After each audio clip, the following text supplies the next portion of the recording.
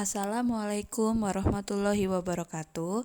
Kembali lagi sama Ibu Asri di mata pelajaran Lintas Minat Ekonomi. Hari ini kita akan belajar melanjutkan materi yang sebelumnya, yaitu Bank Sentral, Sistem Pembayaran, dan Alat Pembayaran. Silakan menonton. Pada pertemuan kali ini, kita akan membahas tentang alat pembayaran, di mana yang sebelumnya, dua materi sebelumnya yaitu Bank Sentral dan Sistem Pembayaran sudah Ibu bahas sebelumnya di video pertemuan 9 dengan pertemuan 10. Silakan menonton. 1. Alat pembayaran tunai atau uang. Alat pembayaran tunai atau uang yaitu alat transaksi yang proses pembayarannya langsung menggunakan uang kartal.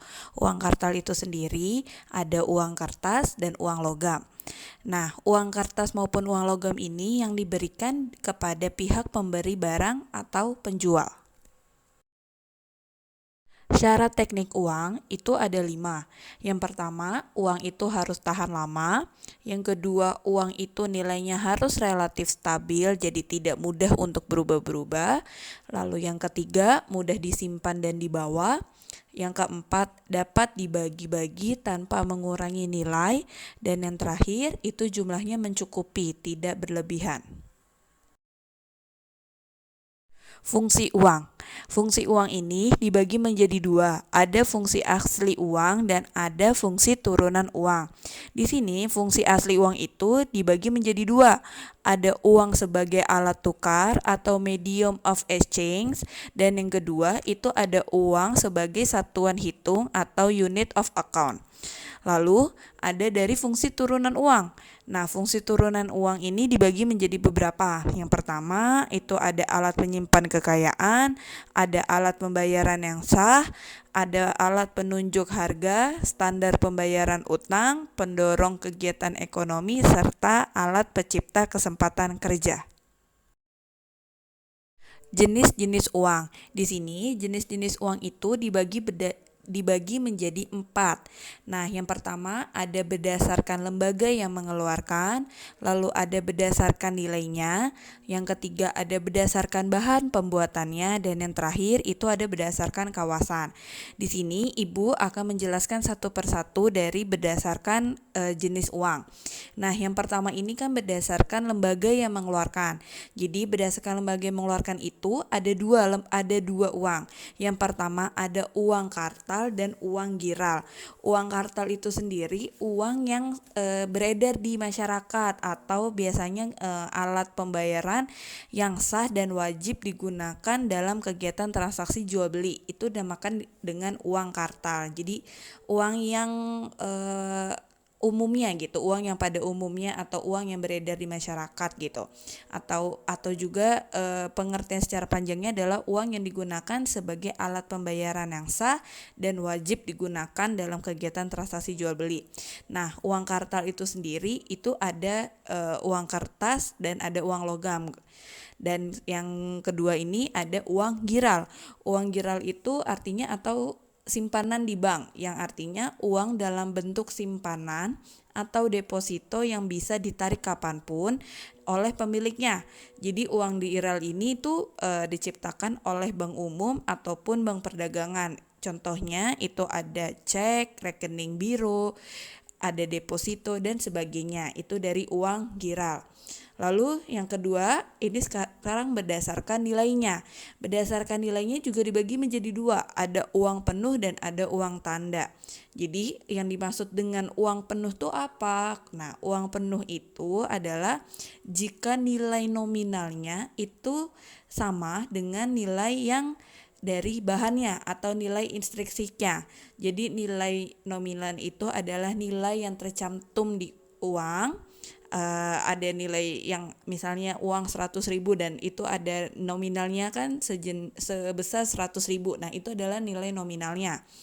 Nah, sedangkan nilai instruksinya itu adalah nilai dari si bahan itu tersebut. Jadi nilai dari pembuatannya gitu, nilai dari kertasnya, harga pembuatan si kertasnya itu namanya nilai instruksi. Jadi kalau uang penuh adalah uang yang jika nilai nominalnya sama dengan nilai instruksi dari bahannya.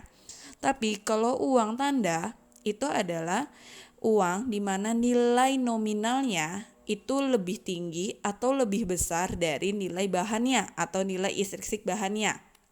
Jadi yang dimaksud dengan uang tanda ini misalnya contoh di sini uang 100.000.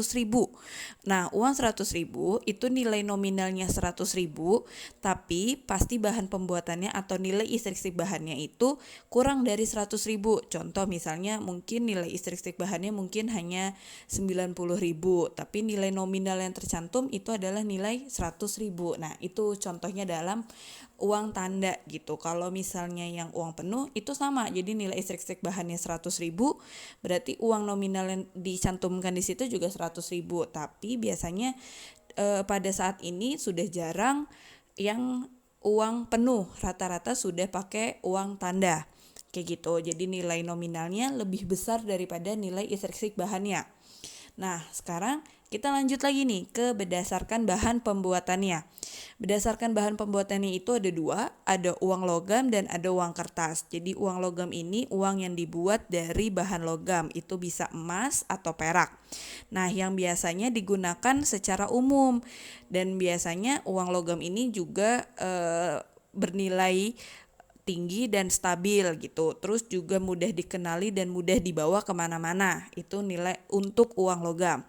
Dan uang kertas, uang kertas itu sendiri adalah uang yang dibuat dari bahan kertas khusus dengan standarisasi baku. Jadi standarisasinya itu sudah ditetapkan oleh pembuat uang gitu. Nah, di sini uang kertas ini juga memiliki warna, gambar dan cap khusus gitu. Jadi tidak mudah untuk dipalsukan gitu. Jadi sangat sulit untuk dipalsukan. Nah, terus untuk yang selanjutnya ini ada berdasarkan kawasan. Jadi berdasarkan kawasan ini dibagi menjadi 3. Ada berdasarkan ada uang lokal, ada uang regional, dan ada uang internasional. Nah, uang lokal itu sendiri adalah uang yang dipergunakan oleh satu negara. Misalnya rupiah itu digunakan oleh negara Indonesia. Terus kalau misalnya ringgit itu digunakan di Malaysia. Terus misalnya ya pokoknya nilai uang yang digunakan di suatu negara. Nah, kalau misalnya uang regional ini uang yang digunakan oleh beberapa negara dalam satu kawasan. Jadi di sini contohnya adalah euro. Euro itu adalah uang yang digunakan di beberapa negara Eropa, tapi hanya di kawasan Eropa saja. Misalnya, kalau kita sudah masuk ke kawasan Amerika, mereka sudah menggunakan mata uang yang berbeda. Jadi hanya digunakan uang yang digunakan di beberapa negara, tapi di dalam satu kawasan yang sama. Kayak gitu, di satu kawasan tertentu. Nah, itu biasanya uang regional, biasanya euro.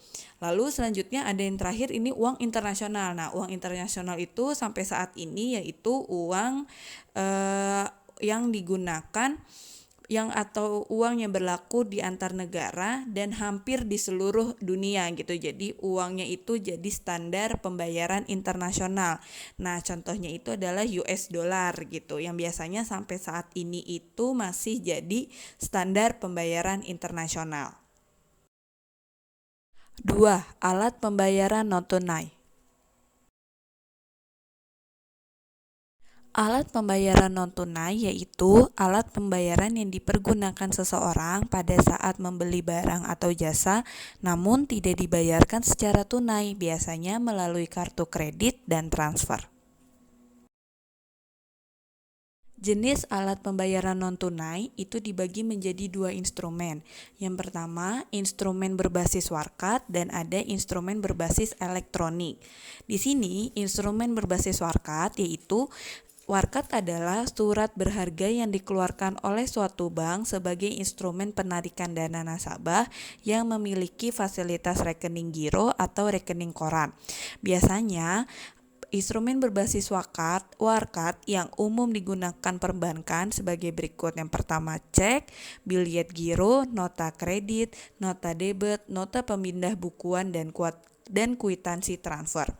Lalu yang instrumen berbasis elektronik itu dibagi menjadi dua. Ada alat pembayaran menggunakan kartu yang biasanya kita kenal dengan kartu ATM atau juga ada kartu kredit. Nah, itu juga termasuk alat pembayaran menggunakan kartu. Lalu yang kedua di sini ada alat pembayaran menggunakan uang elektronik atau yang biasa kita kenal dengan e-money atau electronic money.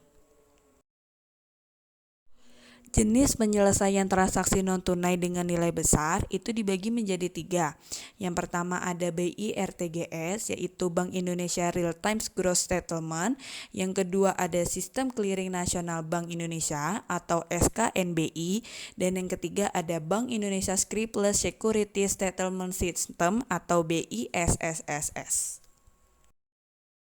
Terima kasih bagi anak-anak ibu yang sudah menonton video pada hari ini. Nah, untuk video-video sebelumnya jangan lupa untuk ditonton juga. Jadi materi untuk bank sentral, sistem pembayaran dan alat pembayaran sudah sampai di sini, sudah selesai Ibu jelaskan. Jika ada yang kurang jelas atau ada yang ingin ditanyakan, bisa hubungi Ibu melalui WhatsApp atau komentar pribadi di e-learning. Terima kasih anak-anak Ibu yang sudah menonton. Wassalamualaikum warahmatullahi wabarakatuh.